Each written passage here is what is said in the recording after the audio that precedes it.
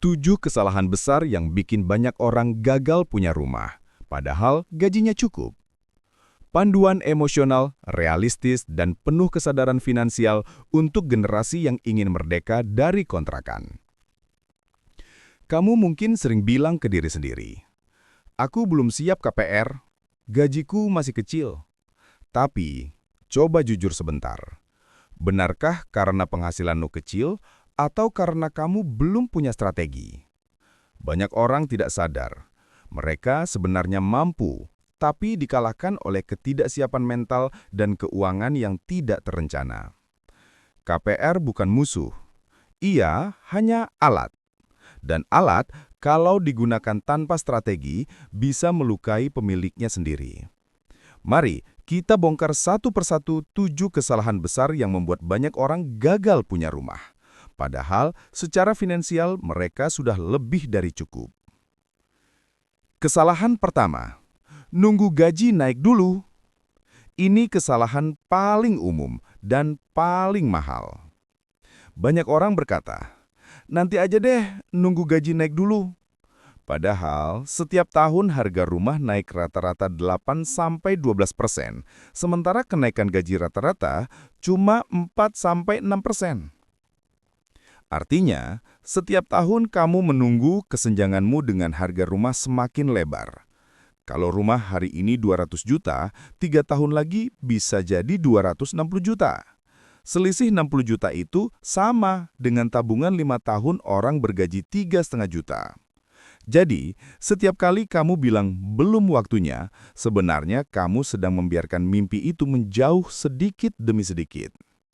Waktu bukan sahabat dalam dunia properti. Ia musuh halus yang bekerja diam-diam. Kesalahan kedua, tidak tahu batas aman cicilan. Kebanyakan orang masuk KPR bukan karena siap, tapi karena tergiur promo. Bunga fix 3 tahun, cicilan ringan, gratis biaya notaris. Terdengar manis. Tapi mereka lupa menghitung kemampuan real.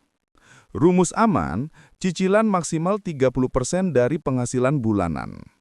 Kalau kamu bergaji 3,5 juta, maka batas aman cicilanmu ada di 1–1,200.000 per bulan.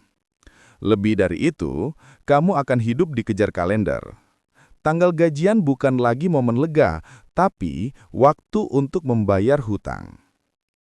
KPR yang sehat bukan tentang seberapa cepat kamu punya rumah, tapi seberapa tenang kamu bisa tidur setiap malam. Kesalahan ketiga, tidak punya dana darurat. KPR tanpa dana darurat itu seperti naik motor tanpa rem. Kelihatannya keren, tapi satu lubang kecil bisa membuatmu jatuh keras. Idealnya, sebelum mulai KPR, kamu sudah punya tabungan 3–6 kali pengeluaran bulanan. Kalau pengeluaranmu 3 juta per bulan, berarti kamu butuh minimal 9 juta sampai 18 juta di rekening darurat. Kenapa penting? Karena hidup tidak selalu mulus. PHK, sakit, pandemi, atau perbaikan rumah mendadak bisa datang kapan saja. Dan bank tidak peduli seberapa keras hidup menamparmu. Mereka tetap akan menagih cicilan setiap bulan. Dana darurat adalah sabuk pengaman keuanganmu. Tampaknya, satu kejadian tak terduga bisa membuatmu kehilangan rumah dan reputasi finansial sekaligus. Kesalahan keempat, fokus di gengsi, lupa fungsi. Banyak orang jatuh di sini. Ingin rumah yang terlihat sukses, bukan rumah yang dibutuhkan. Kita hidup di budaya visual. Orang lebih bangga menunjukkan foto akad kredit di media sosial daripada isi rekening setelahnya. Padahal yang penting bukan rumahnya besar, tapi kamu bisa hidup di dalamnya dengan tenang. Kalau penghasilanmu 3,5 juta, kamu tidak perlu memaksa beli rumah 400 juta. Mulailah dari rumah sederhana di harga 150–200 juta. Lokasi agak pinggir tidak masalah. Karena rumah pertama bukan akhir perjalanan. Itu hanya batu loncatan. Rumah pertama bukan simbol kesuksesan, tapi simbol kedewasaan finansial. Kesalahan keenam, Tidak siapkan DP dengan cerdas. Ini titik krusial. Banyak orang menabung DP rumah di rekening biasa, padahal nilainya tergerus inflasi. Lebih cerdas kalau kamu mengubahnya jadi investasi beresiko rendah tapi tumbuh stabil seperti emas. Contoh, kalau kamu menabung 1 juta per bulan di emas selama 5 tahun, setoran totalmu 60 juta. Dengan rata-rata kenaikan harga emas 7-10% per tahun, nilai akhirnya bisa mencapai 78-80 juta. Itu sudah cukup untuk DP rumah 250 juta. Lalu, cicilanmu akan jauh lebih ringan. Misal, harga rumah 250 juta, DP 80 juta, pinjaman KPR 170 juta, tenor 15 tahun, bunga 10%, cicilan per bulan sekitar 1,5 juta per bulan, 30% dari gaji 3,5 juta. Masih di bawah batas aman untuk gaji 3,5 juta. Artinya, strategi bukan gaji yang menentukan. Kesalahan ketujuh, asal pilih tenor. Ada 2 tipe pembeli rumah, yang ingin cepat bebas dan yang ingin terlihat ringan. Tenor 10 tahun mungkin terasa berat, tapi total bunga yang kamu bayar bisa lebih kecil ratusan juta rupiah dibanding tenor 20 tahun. Namun kalau kemampuanmu belum sampai, tidak apa-apa ambil tenor panjang. Asal kamu punya rencana percepatan pelunasan. Misalnya, kamu ambil tenor 20 tahun, tapi setiap kali dapat THR atau bonus, kamu sisihkan untuk bayar pokok utang lebih cepat.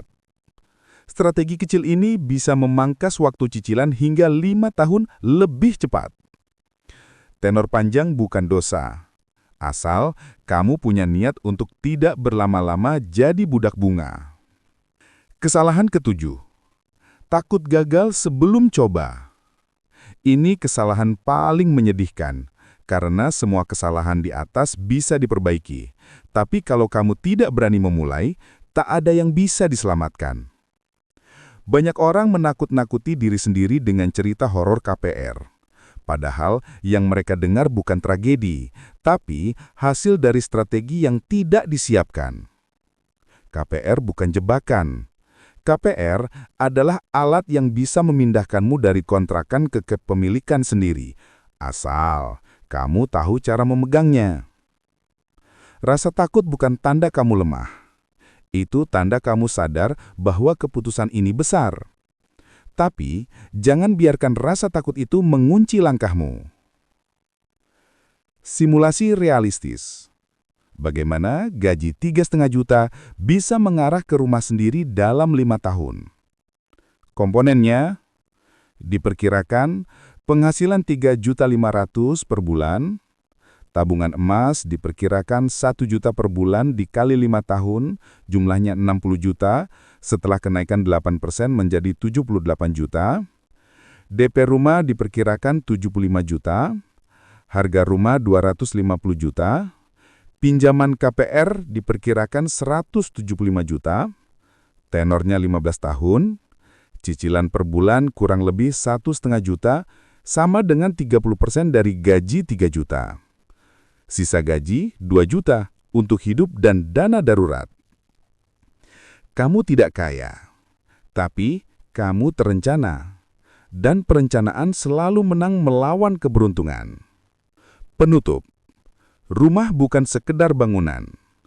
Rumah adalah simbol dari kerja keras, kesabaran, dan keberanian untuk mengambil keputusan besar dengan kepala dingin. Kamu tidak perlu jadi orang bergaji besar untuk punya rumah. Kamu hanya perlu jadi orang yang berani punya strategi. Mimpi punya rumah bukan soal uang, tapi soal kesadaran bahwa setiap rupiah kecil kalau diarahkan dengan benar bisa membangun pondasi masa depanmu sendiri.